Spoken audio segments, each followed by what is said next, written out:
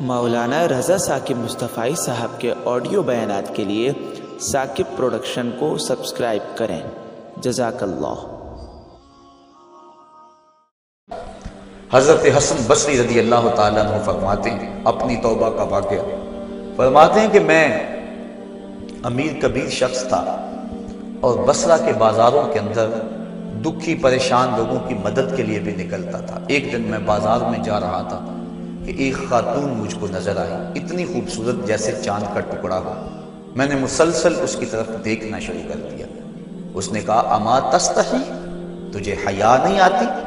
مجھے دیکھے جا رہے ہو؟ کہتے ہیں میں نے کہا ممن، کس سے حیا کر؟ تو اس عورت نے کہا فمن یعلم خائنۃ الاعین وما تخفی الصدور، اس سے حیا کرو جو دلوں کے بھید جانتا ہے، جو آنکھوں کی خیانت کو جانتا ہے، اس سے حیا کرو۔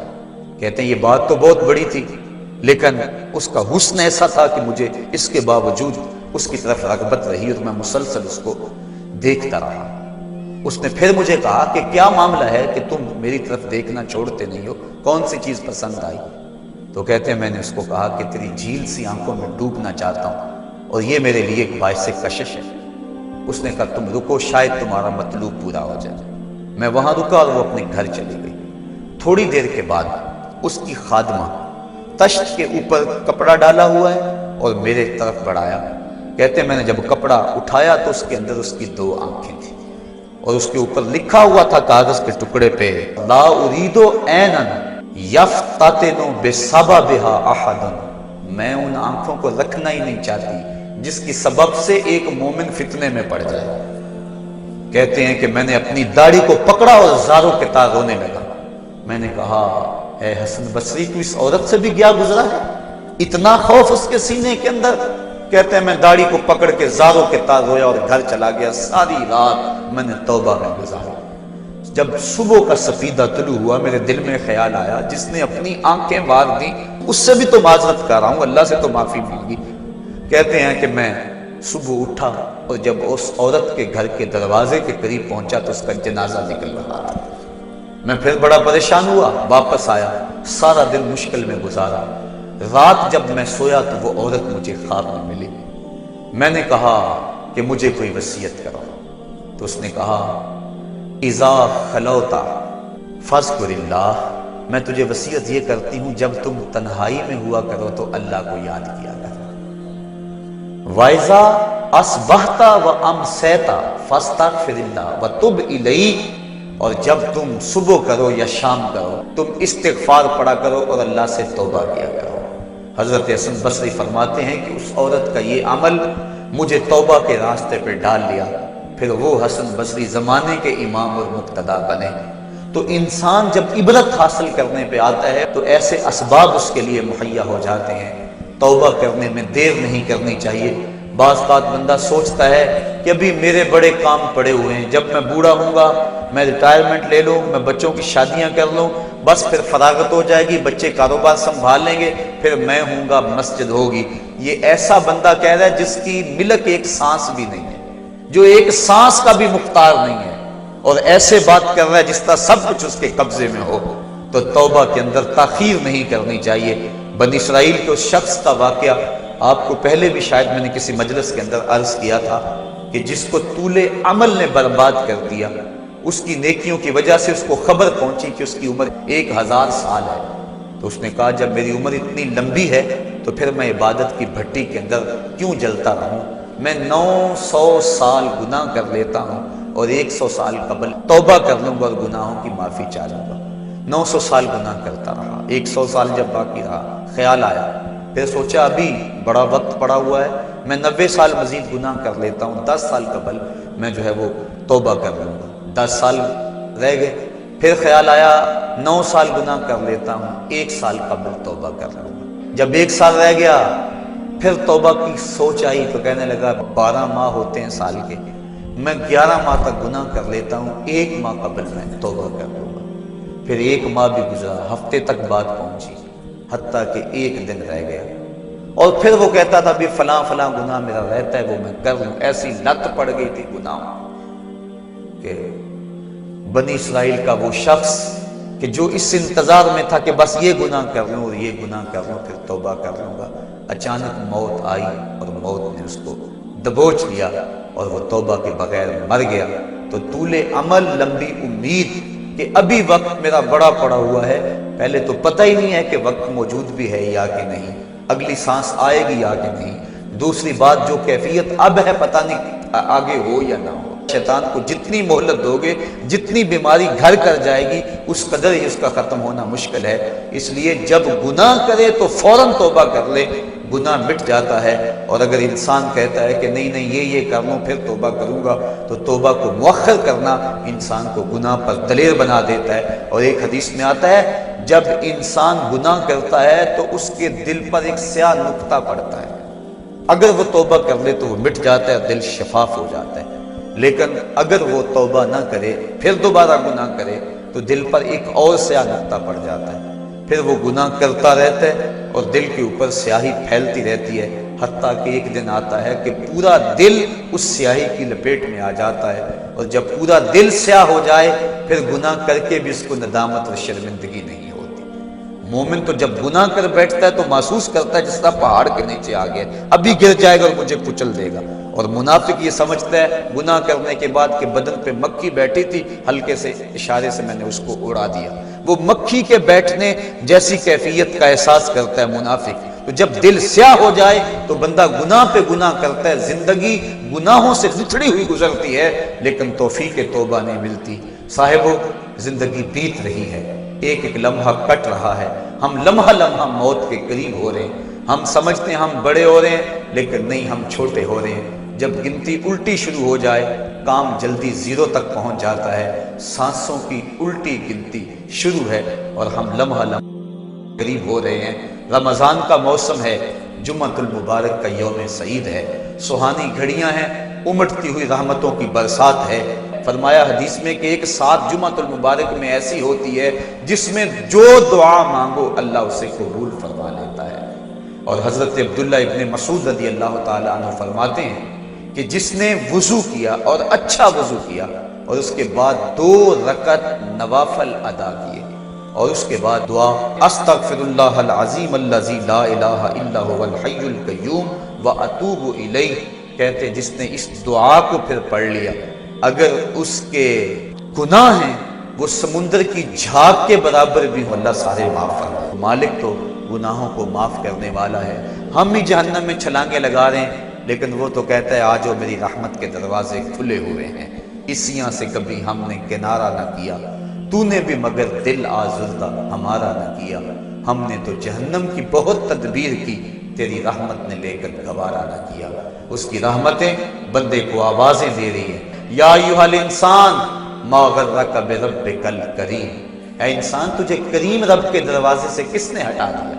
الذی خلقک فسواک فعدلک فی ای صورت ما شاء رکبک، جس نے تجھے پیدا کیا، جس نے تجھے تخلیق کیا، تجھے حسن اور جوانی دی، تیرے اعضاء کو توازن اور اعتدال دیا۔ ذرا دیکھ تو صحیح، ماضی کو جھانک کر کے تو دیکھ، تیرے ہاتھ تھے پکڑنے کا سلیقہ نہیں تھا، تیری ٹانگیں تھی چلنے کا طریقہ نہیں تھا، تیری زبان تھی بولنے کا اسلوب تجھے نہیں آتا تھا، تو دودھ بھی مانگنا ہوتا تو روتا تھا۔ ہم نے تیری ماں کے سینے میں تیرے لیے پیار ڈال دیا، اگر ماں کے سینے میں پیار نہ ڈالتے بتا تو بچ جاتا، تیری گندگی سے لتھڑ جاتا تھا، ماں صاف کرتی تھی، اگر ماں کے سینے میں یہ پیار نہ ہوتا تجھے کیڑے پڑ جاتے۔ آج تیری چھاتی میں زور ہے، آج ہاتھیوں کو تو بٹھا لیتا ہے، آج شیروں کو تو نچا لیتا ہے، زمانہ تیرا باج گزار ہے، آج تو منسٹر ہے، آج تو مولوی ہے، آج تو مفتی ہے، آج تیرے نام کی دہائی ہے، آج تو عہدہ قضا پہ فائز المرام ہے، آج تو عہدہ صدارت پہ فائز المرام ہے، آج تو ناظم ہے، آج دولت کی ریل پیل تیرے گھر میں ہے، آج تیری فوجیں تیرے پشت پہ ہیں، آج کوئی تجھے پوچھنے والا نہیں، لیکن ذرا پلٹ کے دیکھ کہ ماضی میں تو تھا کیا۔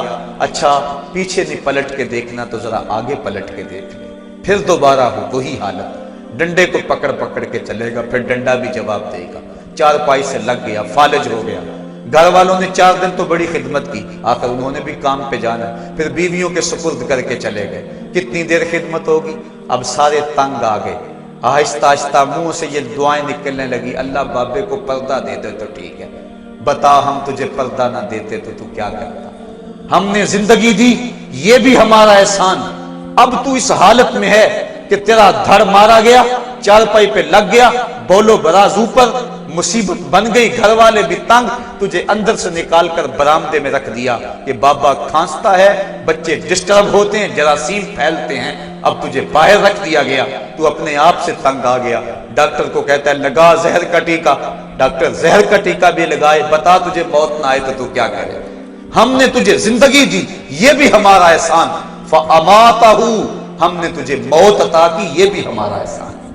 فَأَكْبَرَهُ، اگلی کہانی بھی سن، کتا بھی تو مرا تھا، گھسیٹ کے روڑی پہ نہیں ڈال دیا؟ بکری بھی تو مری تھی، گھسیٹ کے روڑی پہ نہیں ڈال دیا؟ اگر تجھے بھی پکڑ کے روڑی پہ ڈال دیا جاتا تو کیا کر سکتا تھا؟ لیکن ہم نے کہا نہیں نہیں، یہ میرا شاہکار ہے، اس کو غسل دو، بیری کے پتے بھی ڈال لو، صفائی ستھرائی خوب ہو جائے، چٹے لباس کا کفن دو، سند سند پہ خوشبو ملو۔ اب سارے تجھے دیکھنے آ رہے ہیں، تو دولہا بنا، تیرا منہ دیکھنے سارے آ رہے ہیں، ساری بستی امڈی آ رہی ہے تجھے دیکھنے کے لیے۔ پھر تیری چارپائی اٹھی، 4 بندوں نے اٹھایا، کندھا بدل بدل کے چلتے ہیں، ہر ایک کی خواہش ہے کہ میں کندھا دے لوں۔ پھر میں نے کہا تیز نہ چلنا، میرے شاہکار کو کہیں جھٹکا نہ لگے۔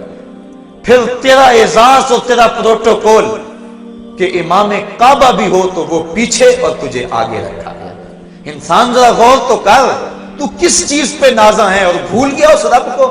آجا، اس کی رحمت کی باہیں کھلی ہوئی، وہ بلا رہا ہے تجھ کو، آجا پلٹ کے آجا، آنا تو نے ہے ہی، کل جو کفن میں منہ چھپا چھپا کے آتا پھرے گا، آج کھلے منہ آجا، اس کی رحمتیں آواز دے رہی ہیں، یا ایھا الانسان ما غرک بربک الکریم۔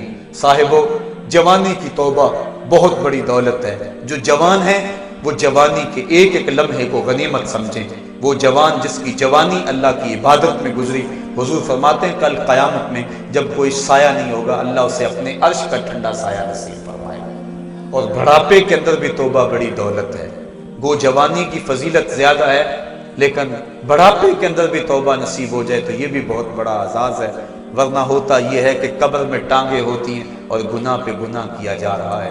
وہ کیا کہا تھا میاں محمد بخش عارف کھڑی رومی کشمیر نے کہ ہڈیاں کمبن گوڈے کھڑکن تے اڑ گیا لک تیرا، اجے بھی بدیوں باز نہ آیا، جیو مرد دلیرا۔ اے انسان کدھر بھٹک رہا ہے، مالک تجھے آوازیں دے رہا ہے۔ کبھی بھاگے ہوئے کو بھی یوں آوازیں دی جاتی، کبھی در چھوڑ کے بھاگنے والے کو بھی یوں بلایا جاتا ہے، لیکن کہتا ہے توبو اللہ، آ جاؤ، میری رحمت کے دروازے کھلے ہوئے ہیں، ابھی مغرب سے سورج طلوع نہیں ہوا۔ میرے بندے، جب تو توبہ کا ہاتھ پھیلائے گا، میں تیرے گناہ جو ہیں وہ فرشتوں کے خیالوں سے بھی مٹا دوں گا، نامہ اعمال سے بھی مٹا دوں گا۔ جو زمین گواہ بنی ہے وہ بھی گواہی دینا بھول جائے گی، تیرے اعضاء بھی بھول جائیں گے، گناہ تجھے بھی یاد نہیں رہیں گے، اور ان 4 گواہوں کو یاد نہیں رہیں گے۔ کل قیامت کے دن جب رب کے حضور ملے گا تو کوئی گواہ تیرے گناہوں کا موجود نہیں ہوگا۔ آ تو صحیح، جھولی پھیلا تو صحیح، ہم تو مائل بکرم ہیں، کوئی سائل ہی نہیں، ہم تو مائل بکرم ہیں، کوئی سائل ہی نہیں، راہ دکھلائیں کسے، کوئی راہ روے منزل ہی نہیں۔ آؤ، توبہ کا دروازہ کھلا ہے، اس کی رحمتوں کا دروازہ واہ ہے، اس کی کرم نوازیاں تمہیں آواز دے رہی ہیں۔ جھجک آتی ہے اس کے در پہ آتے ہوئے، چلو میرے نبی کا وسیلہ لے کر آ جاؤ۔ وَلَوْ أَنَّهُمْ إِذْ ظَلَمُوا أَنفُسَهُمْ جَاءُوكَ، اگر تم گناہ کر بیٹھے ہو، اپنی جانوں پہ ظلم کر بیٹھے ہو، آؤ تمہیں توبہ کا ایک اور راستہ دکھاؤں، آسان راستہ، کہ تم میرے نبی کی چوکھٹ پہ آؤ اور یہاں آ کے معافی مانگو، پھر میرا نبی تمہارے لیے ہاتھ اٹھا دے۔ تم تو معافی مانگنے آئے تھے، لَوَجَدُ اللَّهَ تَوَّابًا رَحِيمًا، توبہ تو ملنی ہے، نبی کو ساتھ لے آئے ہو، میں رحمت بھی فرما دوں گا، اضافی رحمت اپنی جانب سے فرماؤں گا۔ آؤ تو صحیح میری چوکھٹ پہ۔ اللہ کے محبوب کی چوکھٹ پہ صحابہ آیا کرتے تھے، اور محبوب کے جب ہاتھ اٹھتے تو پھر دعائیں قبول ہوتی، توبہ کے دروازے کھل جاتے اور اللہ کی رحمتیں برستی۔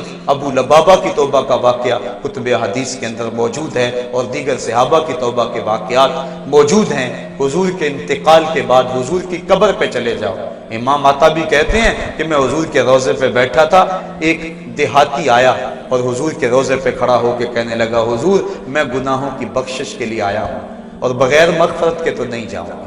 کہتے ہیں وہ اس قدر فریاد کرتا رہا، روتا رہا کہ مجھے اس کی حالت پہ ترس آ رہا تھا۔ جب وہ چلا گیا میری آنکھ لگ گئی، آنکھ لگی تو خواب میں حضور کی زیارت نصیب ہوئی، اور آقا کریم نے فرمایا قم یا عتبی، عتبی اٹھو اور اس عرابی کو تلاش کرو، اور جب مل جائے تو میری طرف سے جنت کی بشارت دے دو۔ اور صاحب مدارک نے ایک روایت لکھی ہے کہ ایک شخص حضور کے روضے پہ آیا اور حضور کے مبارک روضہ کی مٹی کو، تربت نور کو اپنے سر میں ڈال رہا ہے اور کہتا ہے میں تو گناہوں کی بخشش کے لیے آیا ہوں۔ یہ حضور کے انتقال سے 3 دن کے بعد کا واقعہ ہے۔ وہ کہتا ہے میں تو مغفرت کے بغیر جانا ہی نہیں ہے۔ وہ تو چلا گیا لیکن یہ جم کے بیٹھ گیا، غنی کے در پہ ڈیرے جما دیے، کہا میں تو نہیں جاؤں گا جب تک میری مغفرت نہ ہو۔ فنودی من القبر انہ قد غفر لک، صاحب مدارک لکھتے ہیں گنبد خضرا سے آواز آئی جا تیرے گناہوں کو معاف کر دیا گیا، مجرم ہو تو منہ اشکوں سے دھوتے چلے آؤ، آؤ در تواب پہ روتے چلے آؤ۔ قرآن میں مذکور ہے بخشش کا طریقہ، سرکار کی دہلیز سے